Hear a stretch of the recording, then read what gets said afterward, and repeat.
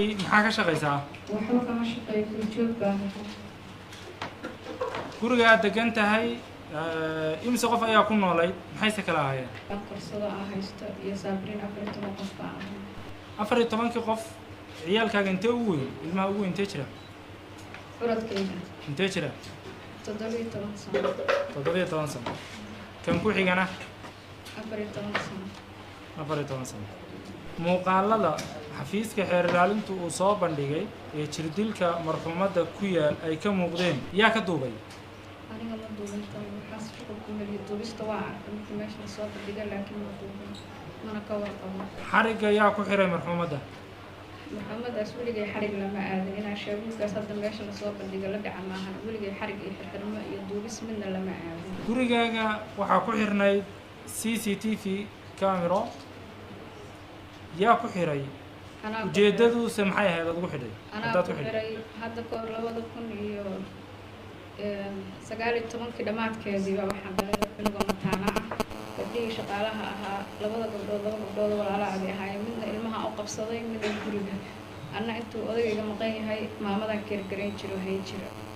bas maalinkii dambe baa gabadha yartayda mataanta ahayd oo hindiyan weysay cabashadiyan weysay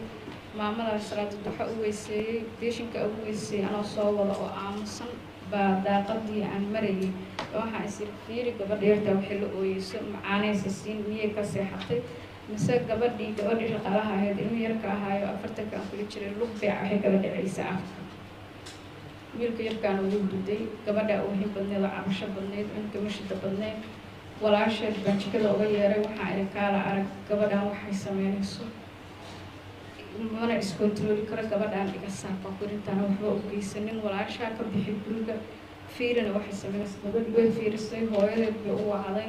waxay bis anigu waaba xanuunsaday meesha ku xanuunsaday gabar walaashay markaas iyadana xanuunsan oo Mareykanka ka timi la joogtay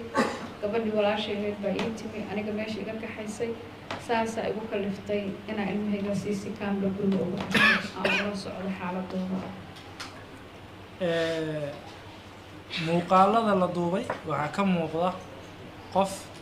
adoo magaciisa ugu yeeraya la yiraahdo Faiso ma jira horta aniga gabadha hadda ii shaqeynaysa bilbay ii joogtay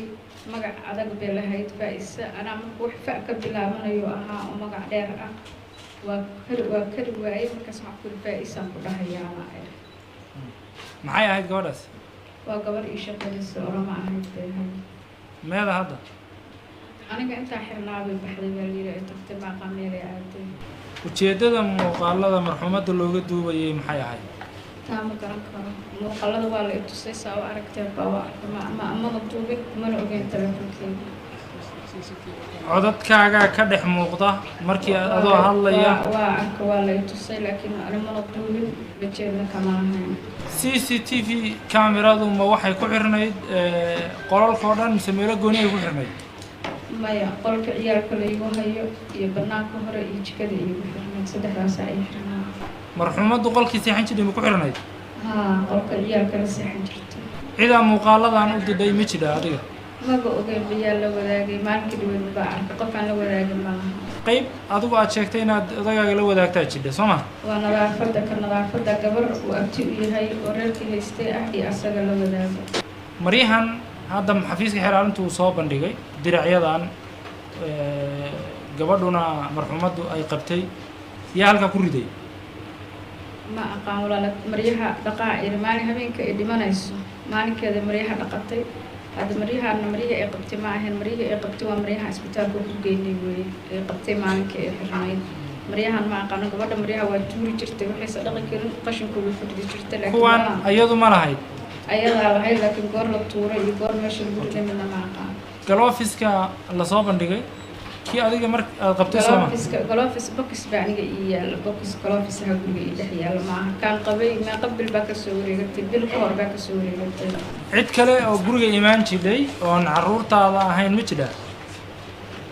maya ayaamahaas cid noo timi cidna soo booqatay midna ma jiran aniga ciyaalkayga bis baa joognay albaabka la leeyahay cidnana kama soo gasho cidnana kama baxdo أنا التحدر المهيج عن كده حدر يوم قدام جود الدقة عن كسر جيده ودنا عن كسر جيده reerkii aan ka soo arkay albaabka saa layskugu laabayay iyo ninkii ii sameeyey intaba way joogaan anigu taxadar baa gurigaas ugu xirtay carruurtayda ah maadaama qof hooyo haysata aan ahayn walaal garab taagan aan ahayn odagayga dhankiisana qof faamiliga iga caawinaya aysan jirin ilmahayga taxadar aan u taxadarayo baan u xirxirtay albaabadayda maahan gurigayga wax lagu qaban jiray iyo wax sakatuurada hoose waxaa ka bedelay 2000 iyo waxaa ka bedelay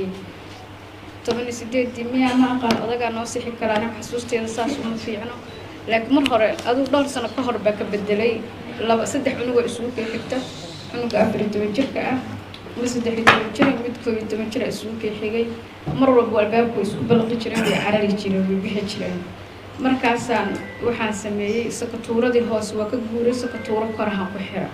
sakatuurada korka waxay keeneen markay weynaadeen inay inta iskooba qaataan iskaga furaan anoo sidii u cadiban oo u dhibaataysan baa maalin maalmaha ka mid ah reer dariska iyaga ah baa u wareega anoo reerkii daaradooda gurigii jooga dukaan bay lahaayeen baa waxaan fiiriyey ganjeelkooda mise ganjeelkooda isku laaban yaha maamadii guriga laheed baa weydiiyey waxaan ku yidhi walaalaysaan maxaa u samayseen oo uga taxadaraysa markaas waxay tiri haddii la isku ballaqo qofka uma ballaqmayo halkaas dadka ku filanaysaa alawaa ciyaalka nafta ii keenay saasa u samaysay wiilkii ii sameeyey alxankaa u yeeshay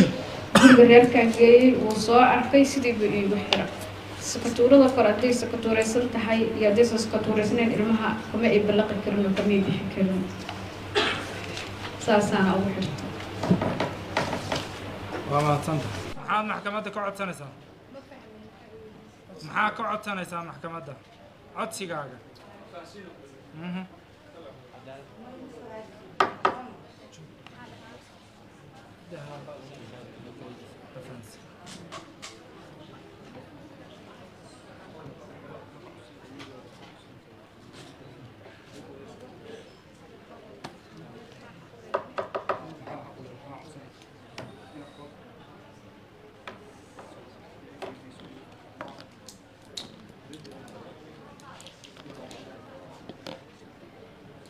maxaa maxkamadda ka codsanaysaa hodan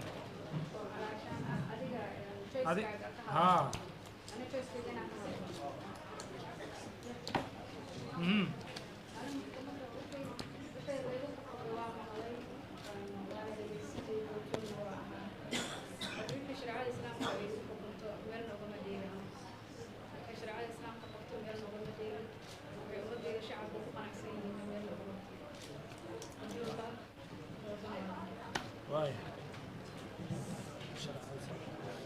عبد العزيز